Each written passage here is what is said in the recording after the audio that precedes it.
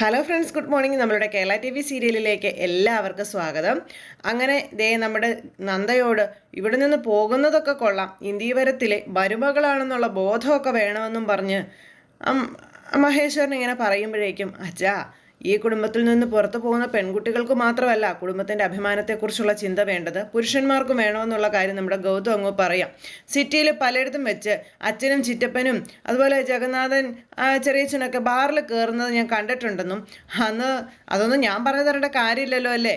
അങ്ങനെയൊക്കെ ചെയ്യുമ്പോൾ ഈ കുടുംബത്തിൻ്റെ അഭിമാനം കാത്തു സൂക്ഷിക്കേണ്ട കടമ അച്ഛനെന്ന ആണിനും ഇല്ലേന്ന് ചോദിച്ചു മകൻ. അത് കേട്ടപ്പോൾ ചമ്മി. അച്ചടക്കവും മര്യാദയും പെണ്ണുങ്ങൾക്ക് മാത്രമല്ല ആണുങ്ങളും പാലിക്കേണ്ടതാണെന്നും പറഞ്ഞ് നന്ദയും കൂട്ടി നമ്മുടെ ഗൗതം അവിടെ നിന്ന് അങ്ങ് പോയി. ഗൗതം പോയി കഴിഞ്ഞപ്പോൾ ചമ്മി നിൽക്കുവാണ്. അപ്പോൾ അങ്ങനെ ആ ഒരു കാര്യങ്ങൾ സംസാരിച്ചുകൊണ്ടിരിക്കുന്ന സമയത്ത് ഗൗതവും നന്ദയും കൂടെ മുറിയിലേക്ക് ചെന്ന് ഇവർ തമ്മിൽ സംസാരിക്കുമ്പോൾ, ഇപ്പോൾ ഈ നടന്ന സംഭവത്തിൻ്റെ പേരിൽ അല്ലെങ്കിൽ നിനക്ക് അനുകൂലമായി മറുപടി വന്നതിൻ്റെ പേരിൽ മനസ്സിൽ ഏറ്റവും കൂടുതൽ കൈയടിച്ച വ്യക്തി ആരായിരിക്കുമെന്ന് അറിയാമോ എന്ന് ഗൗതം നന്ദയോട് ചോദിച്ചു. അപ്പോൾ ഗൗതം സാറിൻ്റെ അമ്മയല്ലേ എന്ന് ചോദിച്ചു നന്ദ. ആഹാ, വിചാരിച്ച പോലെ അല്ലല്ലോ, അപ്പം നന്ദയ്ക്ക് നല്ല ഗ്രാഹ്യശക്തിയൊക്കെ ഉണ്ടല്ലേ എന്ന് ഗൗതം ചോദിക്കുക. അപ്പം നന്ദയൊന്ന് ചിരിച്ചു. പിന്നെ നാളെ പോകുമ്പോൾ കൊണ്ടുപോകാൻ എന്തൊക്കെയാണ് വേണ്ടത്? വല്ലതും വാങ്ങാനുണ്ടെങ്കിലേ നമുക്ക് ഇന്ന് തന്നെ എല്ലാം വാങ്ങാം. ഒന്നും എനിക്ക് വാങ്ങിത്തരണ്ട, ഞാൻ എൻ്റെ തുണികൾ കഴുകിയൊക്കെ വെച്ചിട്ടുണ്ട്, അതൊന്ന് അയൺ ചെയ്തെടുത്ത് മാത്രം മതിയെന്ന് പറഞ്ഞു. എന്നാൽ ഞാനതൊക്കെ അയൺ ചെയ്യട്ടെ എന്ന് ഗൗതം ചോദിച്ചപ്പം, നോ താങ്ക്സ്, വേണ്ട. പിന്നെ പിങ്കിക്ക് നിന്നോട് ഭയങ്കര ശത്രുതയാണ് എന്നുള്ളത് ഇതോടെ മാറി കിട്ടിയില്ലേന്ന് ചോദിച്ചപ്പം, അതെങ്ങനെയാന്ന് ചോദിച്ചു നന്ദ. നിന്നെ ടൂറിന് വിടണമെന്ന് നിനക്ക് വേണ്ടി ബാധിച്ചത് പിങ്കി അല്ലേ എന്ന് ചോദിച്ചപ്പോൾ നന്ദ ഇങ്ങനെ ഒന്ന് ചിരിച്ചു. അപ്പം നീ അതൊന്ന് ചിരിച്ചതെന്ന് ചോദിച്ചു ഗൗതം. പിങ്കി എനിക്ക് വേണ്ടിയിട്ടല്ല, അവൾക്ക് വേണ്ടിയിട്ടാണ് വാദിച്ചതെന്ന് പറഞ്ഞു. അപ്പം അത് കേട്ട് കഴിഞ്ഞപ്പോൾ മനസ്സിലായില്ല, നീ എന്താ പറഞ്ഞേ? അതെ, ഞാൻ പോയി കഴിയുമ്പോൾ ഗൗതം സാറിന് മനസ്സിലായിക്കോളൂ എന്ന് പറഞ്ഞു നമ്മുടെ നന്ദ. ഓ, മനസ്സിലായി, ഇപ്പം എനിക്കെല്ലാം മനസ്സിലായി. അപ്പം ട്യൂബ് ലൈറ്റ് ആണല്ലേ, സ്വിച്ച് ഇട്ടാലും എത്ര നേരം പിടിക്കും കത്താനായിട്ടല്ലേ എന്ന് ചോദിച്ച് രണ്ടുപേരും കൂടി ഇങ്ങനെ ചിരിയും സന്തോഷമായിട്ട് ഇങ്ങനെ നിൽക്കുന്നു. അപ്പോൾ ഞാൻ പോയി കഴിഞ്ഞിട്ട് ഇവിടെ എന്ത് സംഭവിച്ചാലും അതൊന്നും എന്നിൽ നിന്ന് മറച്ചു വെക്കരുത്, എല്ലാം സത്യമേ പറയാവുള്ളൂ. എന്നാൽ ഞാനൊരു കാര്യം ചോദിക്കട്ടെ എന്ന് ചോദിച്ചു. ചോദിച്ചോ, സത്യമേ പറയാവുള്ളൂ. 18 ആൺകുട്ടികളുടെ കൂടെ ഞാൻ ഒറ്റ പെൺകുട്ടി, അതിനെപ്പറ്റി ചിന്തിക്കുമ്പോൾ ഗൗതം സാറിൻ്റെ മനസ്സിൽ ചെറിയ ജലസ് പോലും തോന്നുന്നില്ലേ എന്നൊക്കെ ചോദിച്ചു കഴിഞ്ഞപ്പോൾ എന്നും പറഞ്ഞ് ഗൗതം ഒരു ചിരി ചിരിച്ചു. സ്വന്തം ഭാര്യ അന്യപുരുഷന്മാർക്കൊപ്പം തന്നെ യാത്ര ചെയ്യുന്നത്, ഭക്ഷണം കഴിക്കുന്നത്, അടുത്തടുത്ത മുറികളിൽ ഉറങ്ങുന്നത്, ഒന്നിച്ചു നടക്കുന്നത്, തമാശകൾ പറയുന്നത്, ഇതൊക്കെ ഓർക്കുമ്പോൾ ചെറിയൊരു വല്ലാത്തൊരു ഇത് തോന്നുന്നില്ലേ? അപ്പം എൻ്റെ ചിന്തയിൽ ഇപ്പോൾ നന്ദയുടെ പഠിത്തം മാത്രമേ ഉള്ളെന്ന് ഗൗതം അന്നേരം പറഞ്ഞു. നന്ദയെ പഠിപ്പിച്ച് ഡോക്ടറാക്കാമെന്ന് വിനയചന്ദ്രൻ സാറിന് ഞാൻ കൊടുത്ത വാക്ക്, അത് മാത്രമേ എൻ്റെ മനസ്സിലുള്ളൂ. അതിനപ്പുറം മറ്റൊന്നുമില്ല. എനിക്കതാണ് പ്രധാനം. പിന്നെ ഭാര്യ, അതെൻ്റെ വിശ്വാസമല്ലേ നന്ദ, അതിനെ ഞാൻ എങ്ങനെ ചോദ്യം ചെയ്യും? എൻ്റെ മനസ്സുറച്ച വിശ്വാസമാണ് എന്നൊക്കെ പറഞ്ഞപ്പം നന്ദ ഇങ്ങനെ എന്താ പറയുന്നത്, ഒരു വല്ലാത്തൊരു ഫീലോടുകൂടി ഗൗതത്തെ നോക്കുക. അങ്ങനെ രണ്ടുപേരും കുറേ നേരം കണ്ണുകളിൽ ഇങ്ങനെ നോക്കിക്കൊണ്ട് ഇങ്ങനെ നിന്നു. അന്നേരത്തേക്ക് നന്ദ ഗൗതത്തിൻ്റെ കൈയൊക്കെ ചേർത്ത് പിടിച്ച് സന്തോഷമായിട്ട് ഇങ്ങനെ നിൽക്കുന്നു. ആ വിശ്വാസം ഒരിക്കലും തെറ്റിക്കില്ല എന്നുള്ളൊരിതിൽ അങ്ങനെ രണ്ടുപേരും നിൽക്കുന്ന സമയത്ത് പിന്നീട് നമ്മുടെ നന്ദ ഡ്രസ്സൊക്കെ അയൺ ചെയ്യാനായിട്ട് എടുക്കാൻ അങ്ങോട്ട് ചെന്നു. അവിടെ ചെന്നപ്പോൾ ഒരു തുണി മാത്രമേ കിടപ്പുള്ളൂ, ബാക്കിയൊന്നും കിടപ്പില്ല. എൻ്റെ ഡ്രസ്സൊക്കെ ഇതെവിടെ പോയി? ഇനി ആരെങ്കിലും എടുത്തുകൊണ്ട് പോയോ? ഞാൻ ഇവിടെയാണല്ലോ വിരിച്ചിട്ടത്. ഇനിയിപ്പോൾ അമ്മയോ പ്രിയ ചേച്ചി വല്ലതും എടുത്തുകൊണ്ട് പോയോ? രാധികാൻ്റെ വല്ലതും എടുത്തോ? രാധികാൻ്റെയോട് ചോദിക്കാം എന്നും പറഞ്ഞുകൊണ്ട് ചോദിക്കാൻ വേണ്ടി നമ്മുടെ നന്ദ അങ്ങോട്ടേക്ക് ചെല്ലുമ്പോഴേക്കും തുണിയൊക്കെ അയൺ ചെയ്തതേ നിൽക്കും നമ്മുടെ പിങ്കി. പോകുന്ന നന്ദയെ വിളിച്ചു നിർത്തി. നന്ദ തിരയുന്ന നന്ദയുടെ ഡ്രസ്സ് തന്നെയാട്ടോ ഇപ്പം എൻ്റെ കയ്യിൽ ഇരിക്കുന്നത് എന്ന് പറഞ്ഞു. അത് കേട്ട് കഴിഞ്ഞപ്പോൾ നന്ദ ഇങ്ങനെ നോക്കി. ഞാൻ അതെല്ലാം ഇവിടുന്ന് എടുത്തുകൊണ്ട് പോയി, ഞാൻ തന്നെ അയൺ ചെയ്ത് വെച്ചതാണെന്നുള്ള കാര്യം പറഞ്ഞു. അപ്പം അതെന്തിനാ അങ്ങനെ ചെയ്തതെന്ന് ചോദിച്ചപ്പം എൻ്റെ ഒരു സന്തോഷത്തിന് അത്രേ ഉള്ളെന്ന് പറഞ്ഞു പിങ്കി. എന്നെ സഹായിക്കുന്നതിൻ്റെ സന്തോഷമോ അതോ ഞാൻ 2 ദിവസം ഇവിടെ നിന്ന് മാറി നിൽക്കുന്നതിൻ്റെ ആഘോഷമോ ഏതാണെന്ന് ചോദിച്ചു നന്ദ. പിങ്കി ഒന്ന് ചിരിച്ചു. എന്നെ ടൂറിന് പറഞ്ഞു വിടാൻ എനിക്ക് വേണ്ടി നീ വാദിക്കുന്നു, വീട്ടുകാരെ നിർബന്ധിക്കുന്നു. ഇപ്പത്തെ എൻ്റെ തുണികൾ സ്വയം എടുത്തുകൊണ്ടുപോയി ഇസ്തിരി ഇടുന്നു.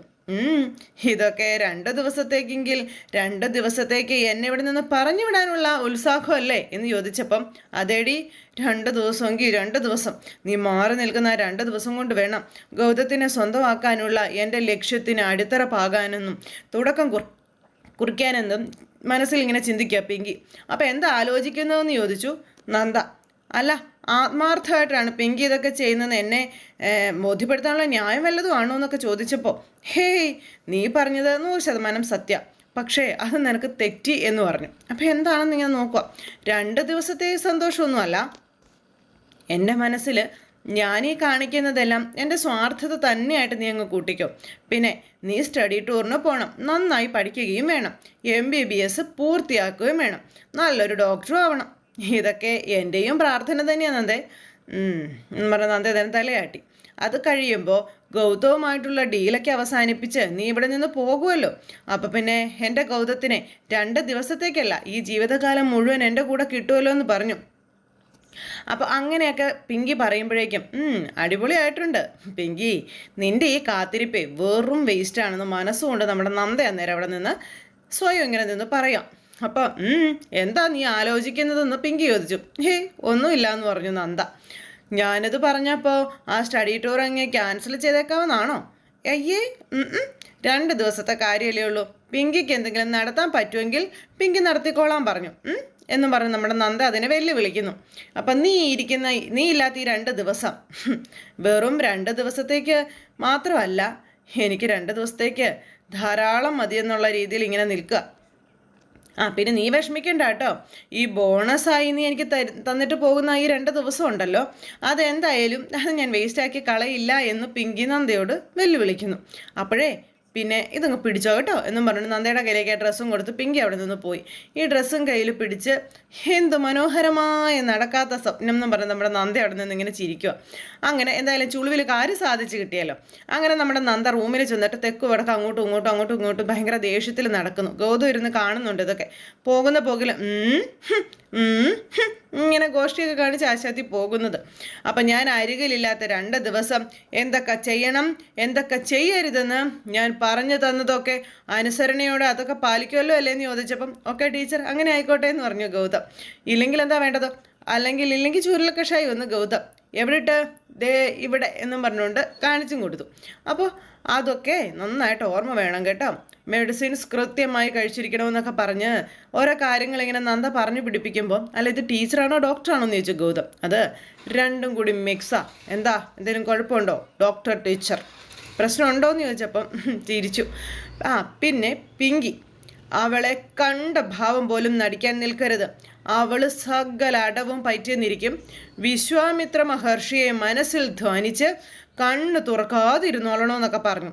അയ്യോ, അളകനന്ദ സന്യാസിനിയെ ധ്യാനിച്ചാലും മതിയോ എന്ന് ചോദിച്ചപ്പം എന്നാലും കുഴപ്പമില്ല, അത് മതി, പറ്റുമെങ്കിൽ ആ പിങ്കിയെ കുത്തുകേസിൽ കുടുക്കി 2 ദിവസം ലോക്കപ്പിറ്റിലിടണമെന്നൊക്കെ പറഞ്ഞു.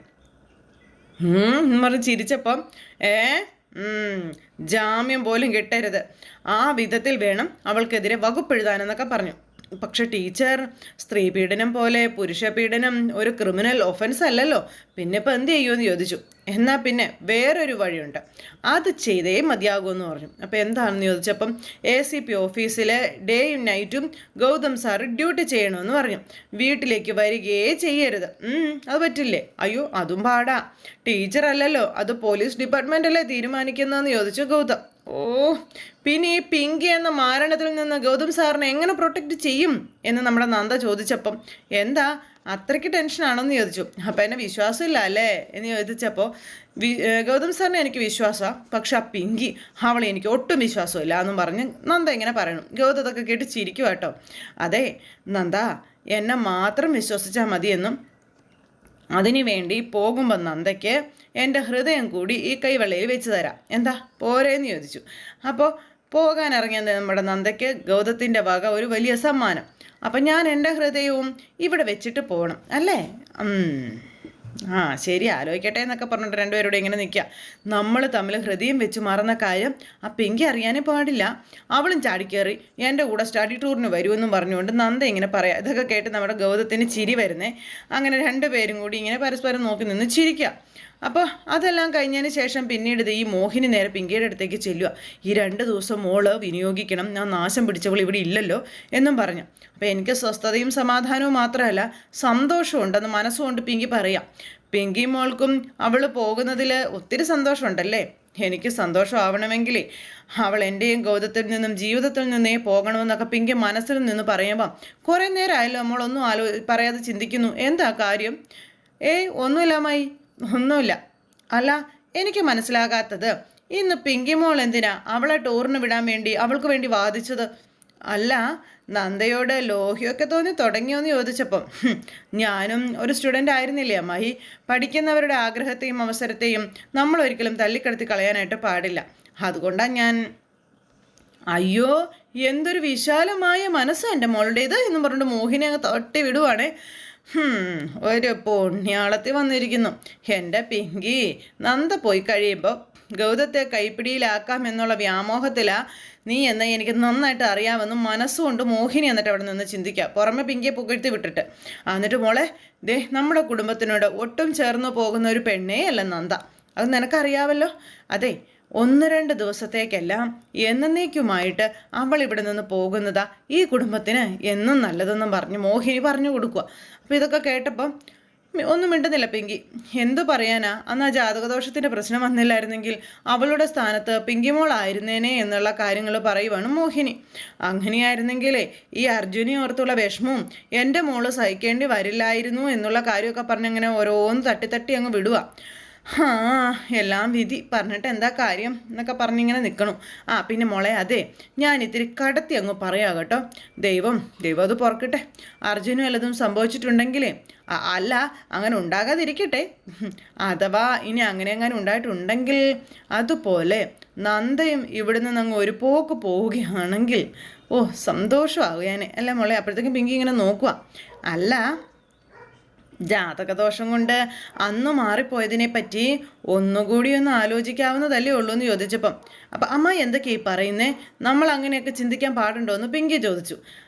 അല്ല, അമ്മായി മനസ്സിലൊന്നും വെച്ചുകൊണ്ട് പറയല്ല കേട്ടോ എന്നും പറഞ്ഞുകൊണ്ട് പുള്ളിക്കാരി അങ്ങ് ഇത് ഓരോന്നിട്ട് കൊടുക്കുക. അപ്പോൾ ഇതൊക്കെ കേട്ട് പിങ്കി ഒന്നും മിണ്ടാതെ നിൽക്കുക. പക്ഷെ എന്നും പറഞ്ഞ് നമ്മൾ കയ്യും കെട്ടി നോക്കി ഇരുന്നിട്ടൊന്നും കാര്യമില്ല. നമ്മൾ പരിശ്രമിക്കാനുള്ളത് നമ്മൾ പരിശ്രമിക്കണം. കിട്ടുന്ന അവസരങ്ങളെല്ലാം നമ്മുടെ ലക്ഷ്യത്തിലേക്ക് വേണ്ടി നമ്മൾ ഉപയോഗിക്കണം. അതാ വേണ്ടത്. മോൾക്ക് മനസ്സിലായോ? കിട്ടുന്ന ഒരവസരവും മോള് പാഴാക്കി കളയരുത് കേട്ടോ. എന്നൊക്കെ പറഞ്ഞ് വീണ് കിട്ടിയ അവസരം ഈ 2 ദിവസവും മോള് മാക്സിമം വിനിയോഗിക്കണം. ഗൗതത്തിനെ കയ്യിലെടുക്കാനുള്ള അവസരം ഇത് കളയരുത്. മോള് ചിന്തിക്ക്, ഗൗതത്തിനെ കയ്യിലെടുക്കാനുള്ള ഈ അവസരം എന്നും പറഞ്ഞുകൊണ്ട് ഈ മോഹിനി അങ്ങ് പോയപ്പോൾ പിങ്കി ഭയങ്കര ഇതായിട്ട് ഇങ്ങനെ തലയെടുപ്പോട് കൂടി ഇങ്ങനെ നിൽക്കുന്നു. ചിന്തകൾ കൂടിക്കൂടി വന്നു. അത് കഴിഞ്ഞ് രാവിലെ ആയി, നന്ദ പോകാനായിട്ട് റെഡിയായി, ലക്ഷ്മി ചന്ദനക്കുറിയൊക്കെ തൊടിയിച്ച് അങ്ങനെ അമ്പലത്തിൽ പോയിട്ട് വന്ന ഒരിത്. അങ്ങനെ അതൊക്കെ തൊട്ടൊക്കെ കൊടുത്തു കഴിഞ്ഞിട്ട് ബാഗിൽ ഇന്ന സാധനങ്ങൾ വെച്ചിട്ടുണ്ട്, കാച്ചി എണ്ണ വെച്ചിട്ടുണ്ട്, അത് വെച്ചിട്ടുണ്ട്, ഇത് വെച്ചിട്ടുണ്ട്, എല്ലാം അമ്മ പറഞ്ഞു കൊടുക്കുക. അപ്പോൾ ഇതെല്ലാം കണ്ടു കഴിഞ്ഞപ്പോൾ വളരെ ഹാപ്പി ആയിട്ട് നമ്മുടെ നന്ദ ഇങ്ങനെ നിൽക്കുന്നു.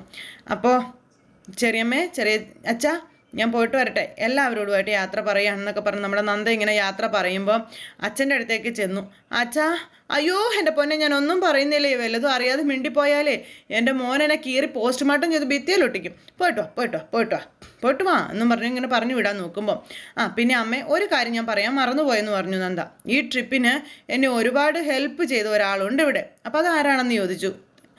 ലക്ഷ്മി ചോദിച്ചു. അത് പിങ്കിയാണെന്ന് പറഞ്ഞു.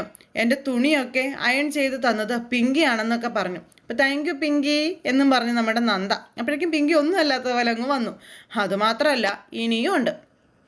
10 ആളുടെ മുന്നിൽ ഇന്ത്യവരത്തിലെ കുട്ടി നല്ല പോഷായിട്ട് തന്നെ വേണം ചമഞ്ഞ് നിൽക്കാനെന്നൊക്കെ പറഞ്ഞുകൊണ്ട് നമ്മുടെ പിങ്കി പറയുക.